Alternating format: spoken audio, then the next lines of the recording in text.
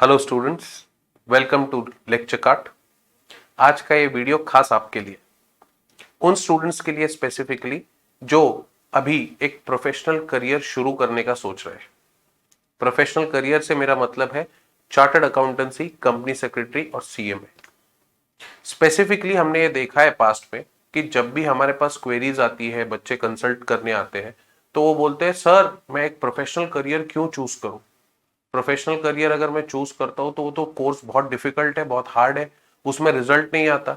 मैंने सुना है कि लोग चार्टर्ड अकाउंटेंट बन ही नहीं पाते, कंपनी सेक्रेटरी बन ही नहीं पाते। तो उसके पीछे ना बहुत छोटे छोटे कुछ रीजंस है। आज वही रीजंस हम आपसे डिस्कस करेंगे। सबसे पहले ये समझते हैं कि एक प्रोफेशनल होता कौन है। तो जब हम शब्द प्रोफेशनल सुनते हैं, इसका क्या मतलब होता है? इसका मतलब होता है एक ऐसा पर्सन, एक ऐसा व्यक्ति जो किसी ऑक्यूपेशन को प्रैक्टिस कर रहा है और उस ऑक्यूपेशन को प्रैक्टिस करने के लिए उसने कोई स्किल सेट अपने अंदर इनकलकेट किया है या उसके बारे में नॉलेज गेन किया है। उसकी स्पेसिफिक एक्सपीरियंस और ट्रेनिंग भी उसने ली है और जिसके बेसिस पे अब वो सोसाइटी में उस प्रोफेशन से रिलेटेड सर्विसेज प्रोवाइड करता है। जैसे चार्टर्ड अकाउंटेंसी की बात करें तो बहुत कॉमन प्रोफेशन है, इसलिए मैं उसका एग्जांपल ले रहा हूं कि चार्टर्ड अकाउंटेंट हम हर जगह पर देखते हैं और हम उसे एसोसिएट करते हैं directly with accounting and taxation. तो क्योंकि चार्टर्ड अकाउंटेंट्स अपने कोर्स के दौरान अकाउंटिंग और टैक्सेशन से रिलेटेड बहुत सारे एडवांस सब्जेक्ट पढ़ लेते हैं और उसमें ट्रेनिंग करके अपना एक्सपर्टीज लाते हैं और इसीलिए चार्टर्ड अकाउंटेंट्स एक प्रोफेशनल कहलाते हैं। तो प्रोफेशनल क्या होता है ये तो समझ में आ गया, बट सर प्रोफेशनल बनते कैसे?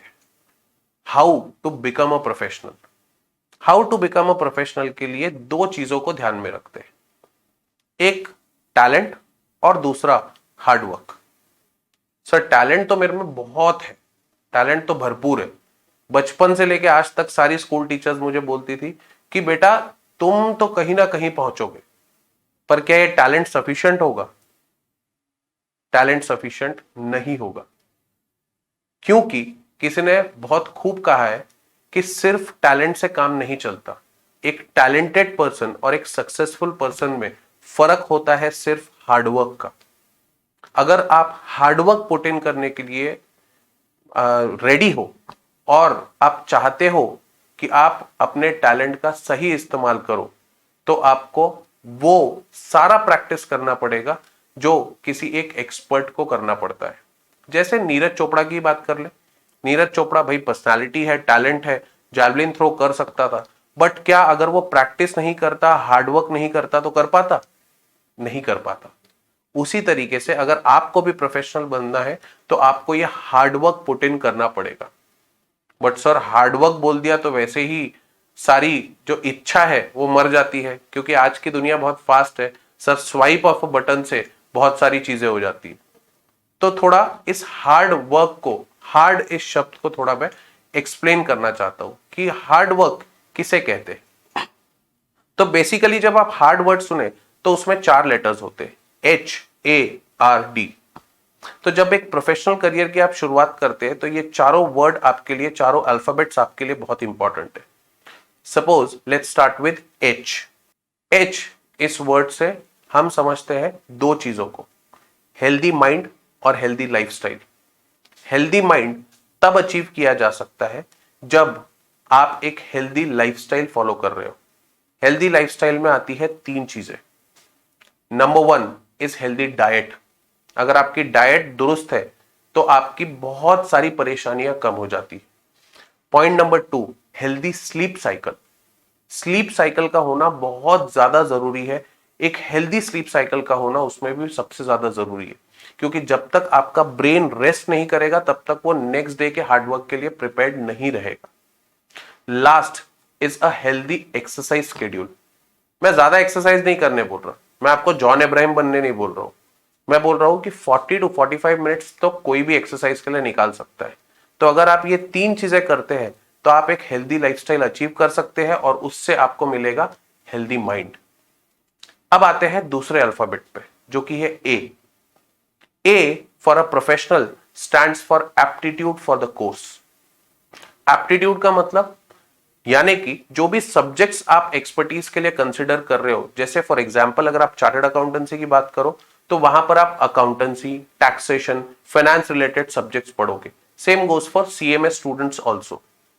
अगर आप ये सब्जेक्ट्स कंसिडर कर रहे हो तो आपका एप्टीट्यूड एनालिसिस ऑफ नंबर्स की टुवर्ड्स होना चाहिए।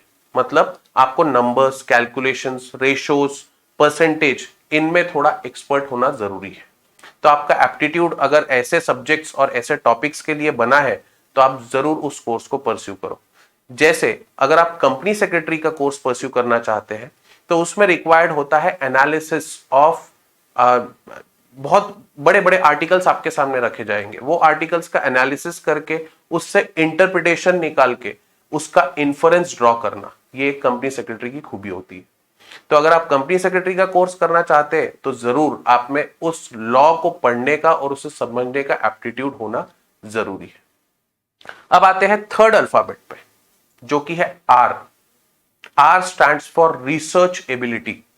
रिसर्च एबिलिटी से मतलब है कि अगर आप सिर्फ और सिर्फ अपनी किताब और टीचर के बताए गए जो लेसन्स है सिर्फ अगर उस पर ध्यान दोगे तो कोर्स कंप्लीट नहीं होगा और आप एक प्रोफेशनल नहीं कहला सकते। एक प्रोफेशनल की बहुत बड़ी आदत होती है रिसर्च।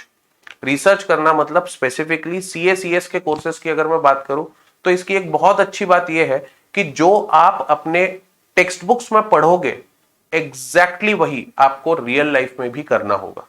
तो आप जो अभी एज अ स्टूडेंट पढ़ रहे हो उसे आप रियल वर्ल्ड के साथ रिलेट भी कर सकते हो। तो रियल वर्ल्ड की जो न्यूज, जो आपके आसपास चल रहे कॉर्पोरेट इवेंट्स है, उस पर ध्यान रखिए। जो केसेस डिसाइड हो रहे हैं, कॉर्पोरेट केसेस डिसाइड हो रहे हैं, उस पर ध्यान रखिए। तो आपका रिसर्च स्ट्रांग होगा और अगर रिसर्च स्ट्रांग होगा, जितना स्ट्रांग रिसर्च है उतना ही स्ट्रांग आपकी उस सब्जेक्ट पे पकड़ है। ठीक, अब आते हैं चौथे अल्फाबेट पे, जो कि है D. D stands for determination. Determination to pursue this course and complete it.